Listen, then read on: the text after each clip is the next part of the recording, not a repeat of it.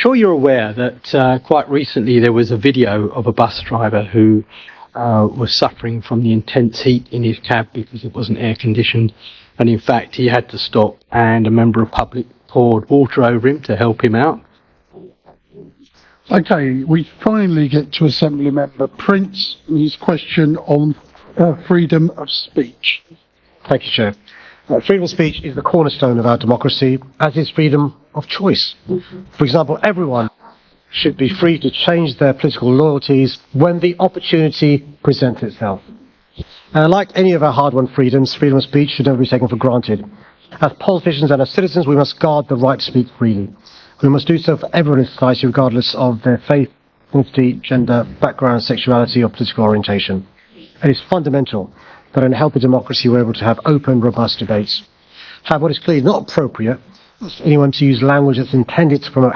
A video recently went viral showing a London bus driver suffering from extreme heat inside his cab because it wasn't air-conditioned.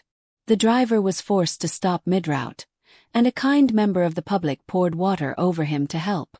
Later, when the driver spoke out about his working conditions, he was dismissed from his job, raising serious questions about workers' rights and fair treatment. Hatred and division. No right of freedom can justify hatred and inciting violence, and there's no place for that in London. Freedom of speech is necessary for our democracy, as is respect for the rule of law. If the member wants an example of where I stand on free speech, he should find a picture of the giant inflatable version of me in a yellow bikini that flew above Parliament in my first term. Still losing sleep. I can't say it's a lovely thing to look at. Yellow isn't really my colour, but I didn't think twice about giving protesters the right to fly. My message to Londoners that day was clear. Whether I disagree with you or not, I'll always defend your right to protest and to speak your mind. Morally, there are some countries around the world who have a rich history of free speech, like the USA, where it looks like freedom of speech is being eroded. As is often the case, politicians and pundits who claim to be champions of free speech talk a good game. Their actions, however, tell a different story. And I'll remind the member that freedom of speech in this country is primarily... Assembly Member Prince opens by reminding everyone that freedom of speech is the cornerstone of democracy, just like freedom of choice. He says everyone should be free to express their opinions or even change political loyalties without fear. According to him, this right must be protected for all, regardless of faith, ethnicity, gender, or background. Protected by Article 10 of the European Convention of Human Rights, incorporated in the UK law by the Human Rights Act of 1998, a treaty that both of its political parties have vowed to leave. Well, thank you for that, Miss Mayor. I was actually in Salisbury at the weekend. I think you'll find it's in the Magna Carta as well. So, thank you for that answer, and it's very refreshing. Sure, you're aware that quite recently there was a video of a bus driver who was suffering from the intense heat in his cab because it wasn't air conditioned, and in fact he had to stop and a member of public poured water over him to help him out. Later on, obviously, he spoke out about this and he was dismissed. Do you think that's right? I don't know about the individual case, but I'll look into the case. It's one of the reasons why I encourage not just bus drivers but for others to join a trade union to protect their rights. It's not acceptable for any... Prince continues by saying that while free speech is essential, it must never cross into hate or violence. Using language that promotes hatred or division, he says, has no place in London. True freedom, he insists, means allowing open debate, but not allowing hate to thrive. Worker, let alone a bus driver, suffering conditions like the ones he's described. I'm happy to give you the details after MQT's look into his individual case. Yeah, I will, because I'm sure you'll agree it can't be right that one, he had to be under those conditions, and two, because he spoke out, he was dismissed. Surely that's wrong. I make the point. I mean, only from my experience as not just a lawyer, but also as a politician, but also as a human being. That's one of the reasons why trade unions are a good thing. But let me take the case from the member and look into it. I'll take you on that. Thank you. Okay, we're moving on to Assembly Member Cooper. Thank you very much, Mr. Mayor. Although I'm not sure many of us wanted the images of blimps above London of politicians wearing nappies or yellow bikinis restored to our memories. I just wanted to come back to the issue freedom of speech.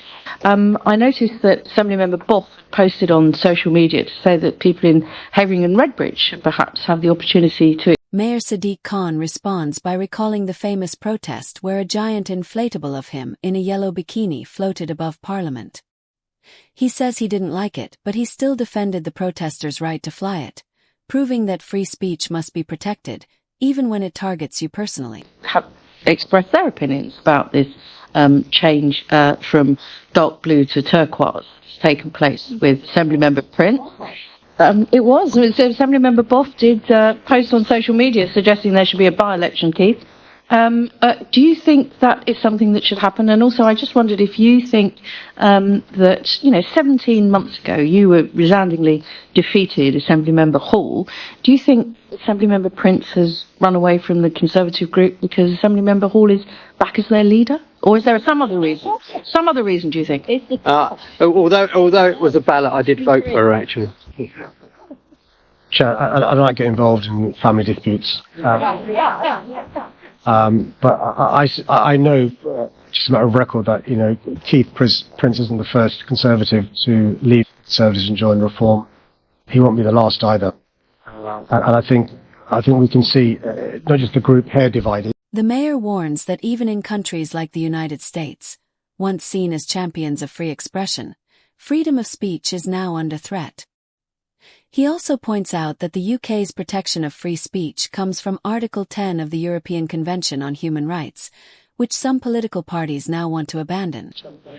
In City Hall, we can see the Conservative group divided in Parliament as well.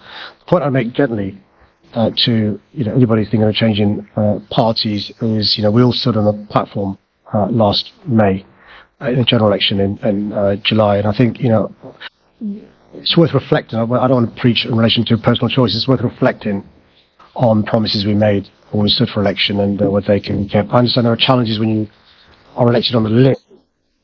It's not as easy to jump ship, which is one of the reasons why Susan Hall is still a Tory, not Reform. Thank you very much, Mr. Fair, for those reflections.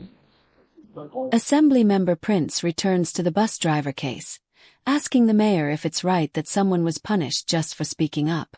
The mayor says he'll look into the case personally and stresses that no worker should face such harsh conditions, or be dismissed for raising concerns. He also encourages workers to join trade unions for protection.